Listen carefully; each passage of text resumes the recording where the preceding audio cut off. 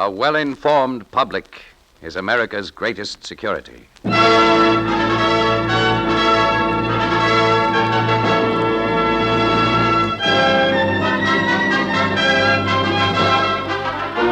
Mutual Broadcasting System, in cooperation with the editors of Newsweek magazine, who believe that a well-informed public is America's greatest security, presents You Make the News, a dramatic analysis of what's behind today's news and what's to be expected in tomorrow's.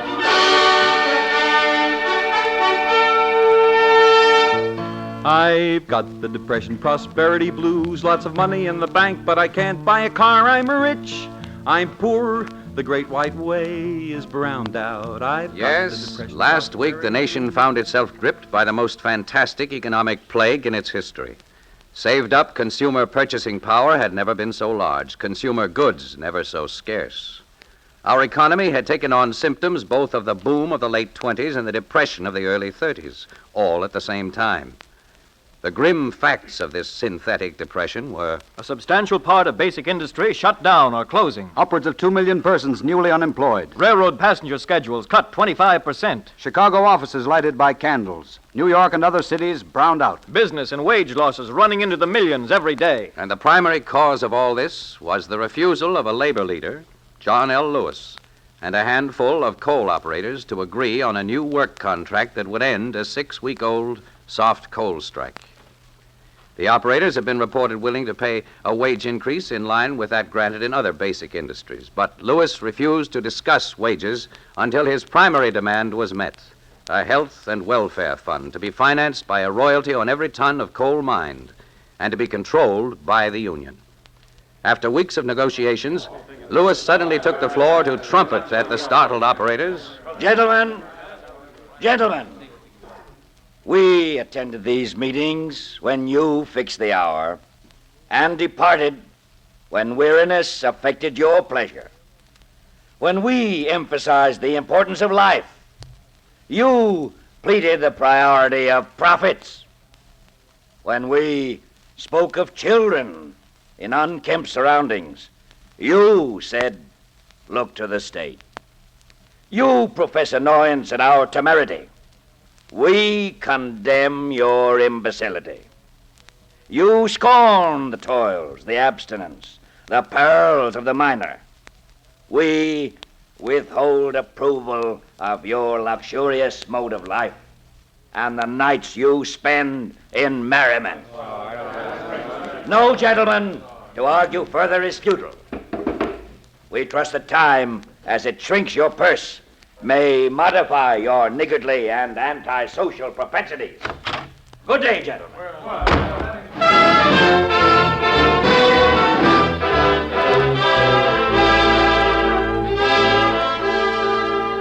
Commentating on the Lewis strategy in the soft coal strike, a representative of the coal operators had this to say. The right of any labor organization to stall and play politics when a basic American industry is shut down is challenged by the operators.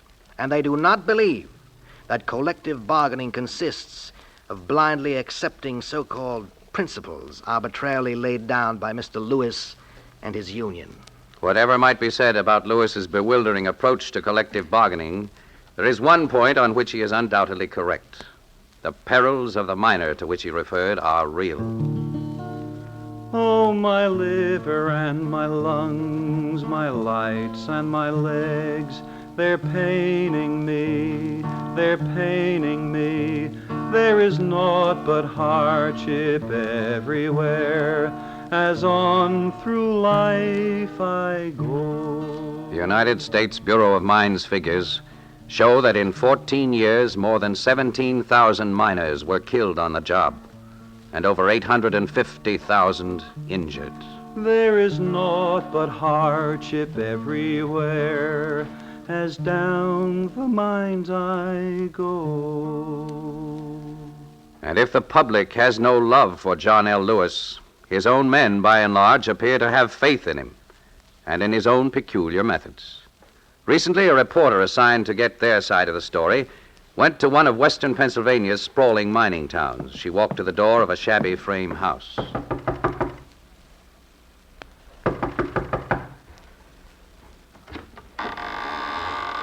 Yes, You're John Kovacs. that's right.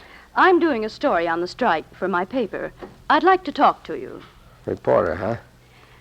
You won't have anything good to say about us?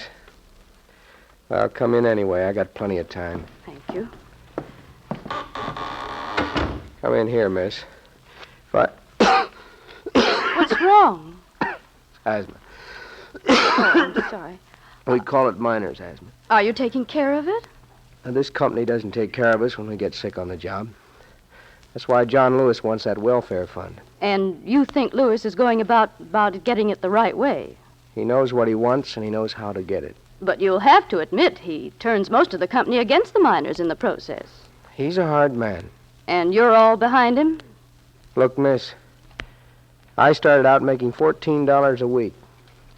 Lewis has got wages raised to $63.50 a week. Now, is there any reason why we shouldn't support All it? right, but... And we get vacations and a 35-hour week. And the men haven't got anything against the way he operates? Well, there's a lot of us don't like some of the things he does. Some even call him a dictator and worse. But you got to respect the way he figures things out. And he's got plenty of courage. And you think you'll win this strike? The strike is just and reasonable. We'll stick it out with John L. and win. Mm-hmm.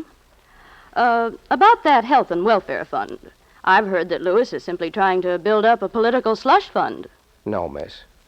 The welfare fund is for the widows and orphans. It's for men who get hurt or can't work. It's got to be. That's what a welfare fund is for. And you don't think that it would be misused? I'm not worried, miss. You put this in your paper. We want this welfare fund. There's too many men get killed. Too many hurt. Ain't it about time something was done? Crushed by the days of endless toil and sleepless nights of woe. Yes, as President Truman has indicated, at least on the score of health and welfare, the miners have a case. If John L. Lewis's tactics seem badly designed to get that case a public hearing, it's not likely he'll mend his ways at this late date. His career has been marked by violence from the beginning. Newsweek reports a typical incident in his stormy life which took place 40 years ago. In the black depths of a western mine, Lewis was having trouble with a vicious mule named Spanish Pete. Whoa! Whoa there! Better watch him, John. He's a bad actor. Whoa there, confound you! Look out! He will kick your brains out. Willie, hand me that club. Yes. Here. What are you going to do? I'm going to fix him. Hey, you knock his brains out. That's not so good. When they find a dead mule, they will fire you, brother. You think so? Here, a few handfuls of clay rubbed onto his head, and he'll look as good as new. There. See what I mean? Yes, but wait until the foreman sees what you done. What's the matter with you? I'll just tell him Spanish Pete died of heart failure. In the 40 years since that encounter, Lewis has never hesitated to resort to violence to win an argument. In an unruly convention of the United Miners in the 1920s, John L. Lewis stood on the speaker's platform, thrust out his chest, and... Silence! Shut up, you! Silence! If there are any delegates who feel inclined to insult the chairman, let them step up here on the platform and try it. No one did. Then at another meeting, he roared at a man who later became one of his most loyal supporters. You there! Take that gun out of your pocket, or I'll ram it down your throat. The delegate meekly obeyed. And later, in 1935, he unhesitatingly knocked to the floor Big Bill Hutchison, General President of the United Brotherhood of Carpenters and Joiners, when Hutchinson incautiously referred to him in coarse and unprintable terms.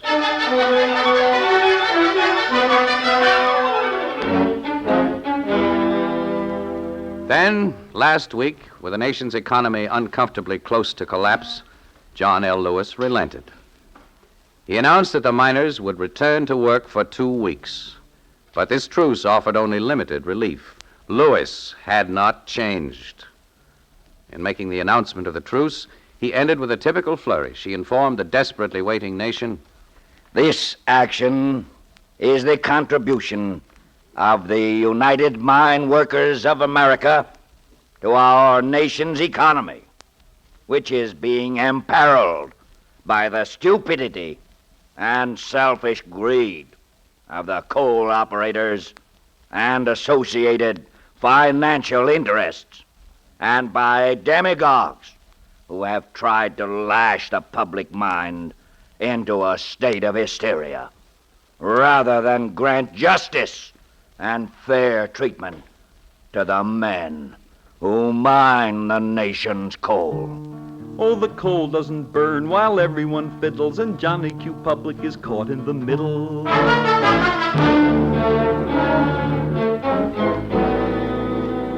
Yes, there are 2 million unemployed as a result of the shutdown of the coal mines. As John B. Love points out in Newsweek, we are confronted by the paradoxical situation of a synthetic depression in the midst of plenty. Just a minute, Bud. Huh? I don't like to interrupt this now fancy talk of yours, see, but a lot depends on what kind of colored glasses you're wearing. Colored glasses? Yeah. Mine are strictly from rose color. Would you mind telling me who you are? Well, I'm just a character that hangs around Broadway and other places. My friends call me the Duke. So do my enemies, so it don't make much difference where you sit. All right, Duke. What's all this about colored glasses? Well, I hear you giving out this line about a depression. Me, I have to keep pinching myself these days to be sure I'm awake. Incidentally, the reason I'm wearing this shirt with the pin stripes ain't on account of you can't buy a white shirt. I happen to like it. I see. Well, that's fine. Yeah. I'm still waiting to find out about the glasses, remember? Oh, yeah. You talk about a depression. 2 weeks ago, I'm at Churchill Downs. They're running the Derby, which is pronounced Derby if you come from the other side of the tracks. The other side from me, I mean. Mm-hmm, yeah. Over $1 million is bet on that one race alone, which sets a new world's record. That don't sound like no depression to me, especially since I have $50 on a nag named Assault, which wins by 8 lengths, which gets me back roughly 450 clams for my 50. Mm-mm. Catch on about the colored glasses? Life is wonderful. Yeah, it does sound as though the people in the racing business are doing all right. Well, last Saturday, they shift from Louisville to Baltimore to run the Preakness. The Derby is called the Run for the Roses. The Preakness, the Run for the Black-Eyed Susans, which is really dyed daisies. The horsemen shift from Bourbon to Rye, and they sing Maryland, My Maryland, instead of My Old Kentucky Home. But the scenario goes about the same. The horses come to the gate. I ain't betting on Assault this time on account of you got to put up 5 clams to get yourself 3 back. It ain't any skin off my nose, but my blood pressure stays up just the same. Since there ain't any dough involved, I am now a horseman watching a horse. Like in Kentucky, this Assault starts kind of slow from the gate. He's in the ruck until they hit the stretch, and then he starts coming. He pulls into a 3-length lead, and it looks like he's in. A nag called Lord Boswell starts to push him a little, and the jockey on Assault lays on with the bat. For a minute, I think Assault is going to jump into the bleachers. He just does manage to nose out Lord Boswell.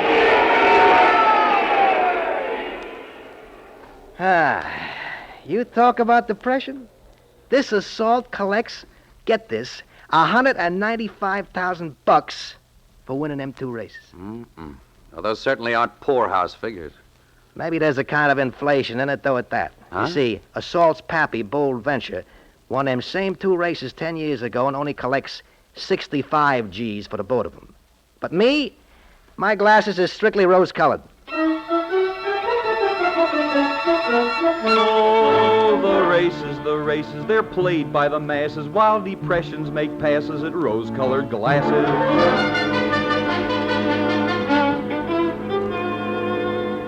Well, the Duke isn't far wrong.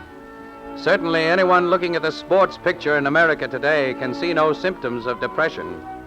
Although the baseball season is scarcely a month old, something like an attendance record for 3 games was set at the Yankee Stadium this week in a hot series between the Boston Red Sox and the New York Yankees. More than 175,000 people paid their money to see those 3 games in spite of threatening weather.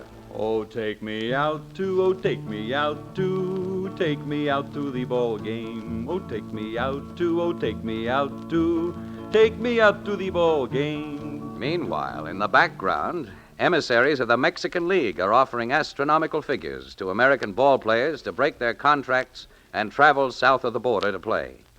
Larry McPhail, president and general manager of the Yankees, sought injunctions against the owners of the Mexican League and sports writer Rudd Rennie of the New York Herald Tribune. This man Rennie has gone right into the Yankee dressing room with propositions to my players on behalf of Mexico. Tongue-in-cheek, John Lardner, sports columnist of Newsweek, comments on the charge against Rennie. I am empowered to state at this time that Rennie was merely an innocent decoy in the operation. While he was in the Yankee dressing room trying to get a recipe for spaghetti with clam sauce from Joe DiMaggio, a small party of true agents, headed by your correspondent, took the rest of the Yankees aside and offered them $500,000 a year apiece for 5 years to play in Mexico, with a $2 million bonus for signing. One of the players, whose name I'll not mention for fear of jeopardizing his job, asked for Mexico itself, saying he would not play for anything less than they gave Cortez. Since Mexico has already been promised to a batting practice pitcher on the Philadelphia Phillies, we were not in a position to make the deal. Oh, boy, yes. Sports are definitely on the boom, and the public is hungry to watch and hear about sports.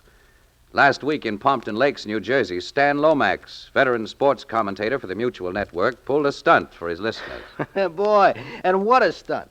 This Lomax is going into the ring with Joe Louis. See, he's going to box with Louis and at the same time broadcast how it feels. You'll be sorry. This Lomax has an idea a lot of fighters should have had before, maybe. He wears a reinforced catcher's mask inside of which is a lip microphone. Also, he has on a chest protector and shin guards. He has on bright purple, oversized silk shorts, which makes his legs look like 2 toothpicks covered with white enamel paint. You'll be sorry. They go out in the center of the ring, and Louis starts tapping gentle-like on the catcher's mask. I guess every time this happens, it sounds over the air like Lomax's jaw is being broke. Finally, Lomax takes a quick pratfall and an about. I guess he still don't know how it feels. Oh, announcers, such nerve, such aplomb. Soon they'll broadcast from inside the atomic bomb.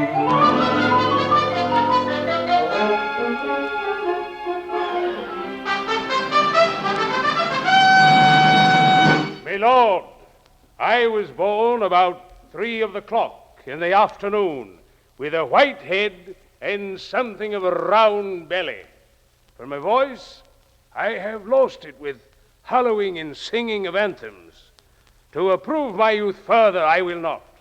The truth is, I am only old in judgment and understanding, and he that will caper with me for 1,000 marks, let him lend me the money and have at him.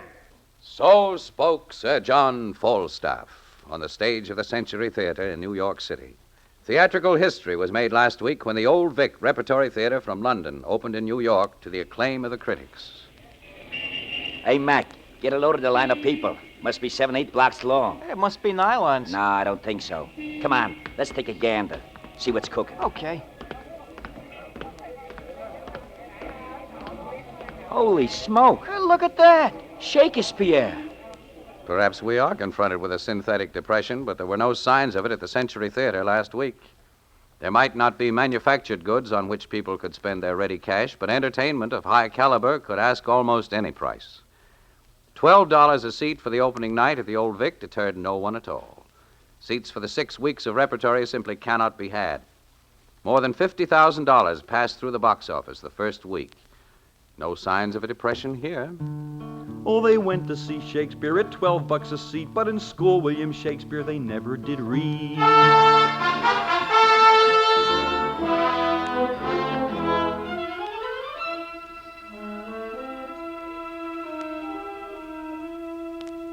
Soon one morning, death come creeping in my room. Soon one morning, death come creeping in my room. Like most depressions, the present one, even though it is synthetic, has been accompanied by an increase in crime.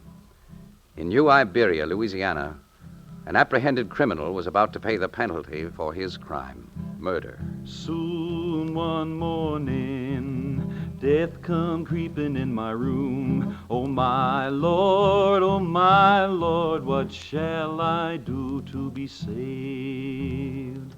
17-year-old Willie Francis, sentenced to die for murdering a druggist, was about to be electrocuted when something went wrong. What went wrong, Frank? Short circuit, Warden, I guess. That confounded wire burned out. How's Willie Francis? Okay, he's back in his cell.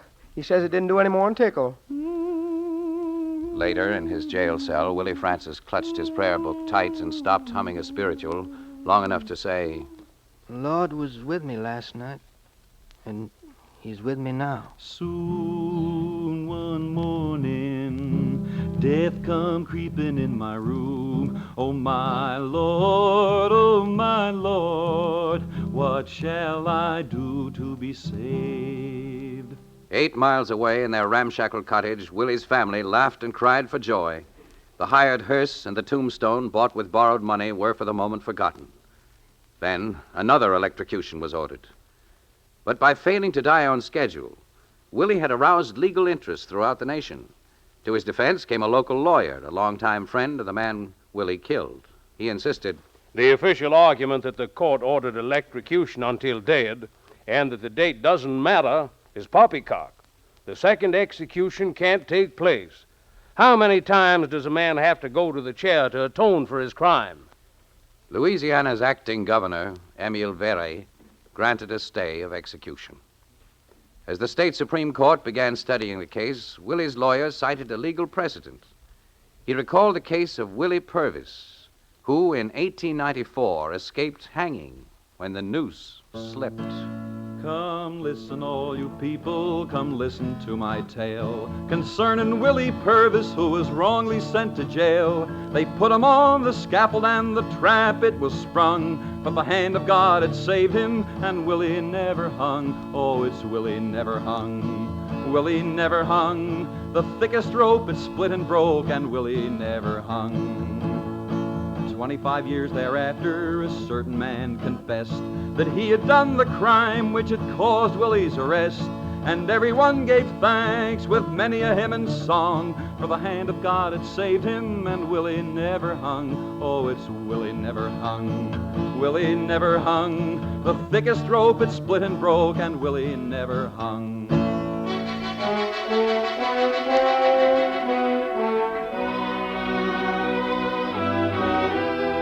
Yes, there is a synthetic depression confronting the country, but the students of Smith College in Northampton, Massachusetts, don't seem to be frightened by it. Last February, Professor of Economics Stanley Ross started something on the quiet Northampton campus. Women own or control 65% of the nation's wealth. Yet many of them do not have practical knowledge of investment or finance. As a step toward remedying that, I am suggesting to this class that you form an investment company to get practical experience. The girls jumped at the idea and incorporated under Massachusetts law. They proposed to offer 5,000 shares at $1 each to relatives and friends, but a hitch arose in the Securities and Exchange Commission. I'm sorry, Miss Miller, but the rules don't allow you to incorporate for $5,000. But that's ridiculous. After all, this is simply a practical experiment. The rules require at least $50,000 of capital. Well, then we must make a special appeal to the Commission for exemption from all its rules. Last week, the SEC hearing on the application set a record. 4.5 minutes. Since there are no objections from the SEC staff, the appeal from the Smith College girls for exemption from the rules is granted. And so the Smithies are now free to risk their shirts. I got a daughter and she goes to Smith. She's the kind of a daughter I'm delighted with. She formed a corporation. Now she sends me an allowance.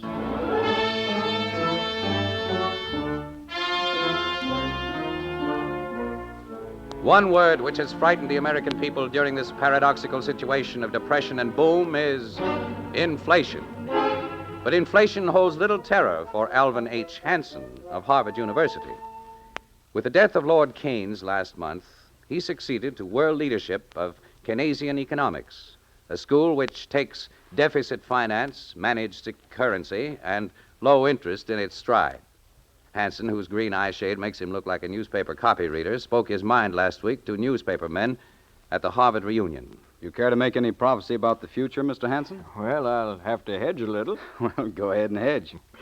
Well, my prophecies are predicated on the continuance of high taxes, retain savings and price controls until scarcities are overcome. Well, if all those continue, what do you see in your crystal ball, Mr. Hanson?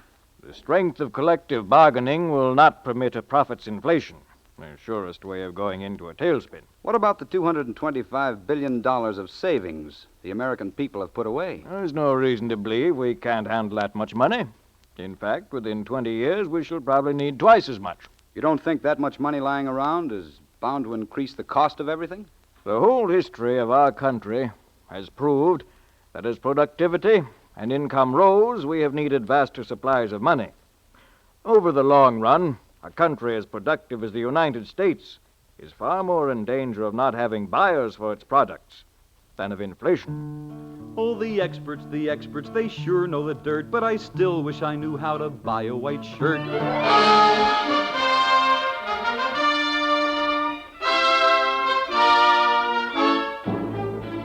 So, as the American people are confronted with a strange mixture of depression and boom, they ask, what can be done about it? They've had a bellyful of strikes. The United States Senate talked mightily about the coal strike last week, but took no action. They threatened anti-labor legislation, but at the end of the week, it was still no more than a threat. And the president? Well, the highlights of President Truman's week included a speech denouncing moron motorists who imperil highway safety. I got the Depression prosperity blues. A quiet birthday observance, the president's 62nd. And a gift from his daughter Margaret, a sculptured replica of her hand. Lots of money in the bank, but I can't buy a car. And an honorary college degree from Fordham University in New York City, the president's 7th since entering the White House. I'm rich, I'm poor, how are you? I'm snafu.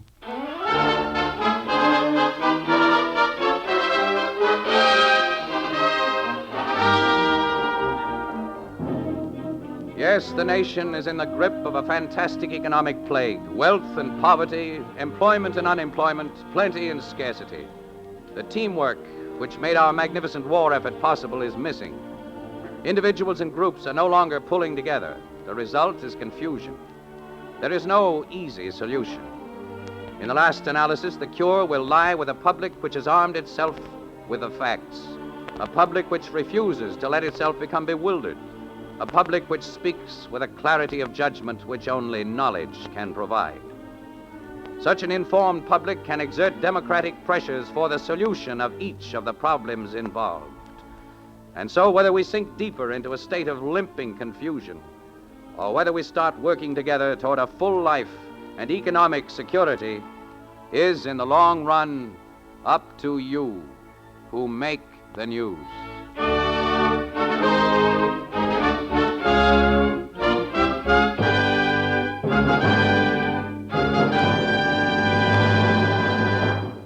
Our broadcast next week will be our last in this series, but we'll be back in the fall.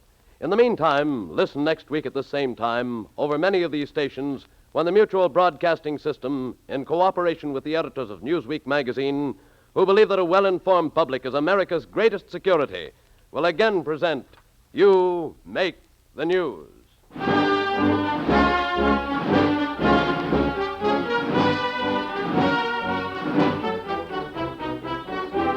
You Make the News is a Phillips Leader Seymour production. Stats Cotsworth is the narrator. The music is composed and conducted by Alexander Semler. The songs were adapted and sung by Tom Glazer.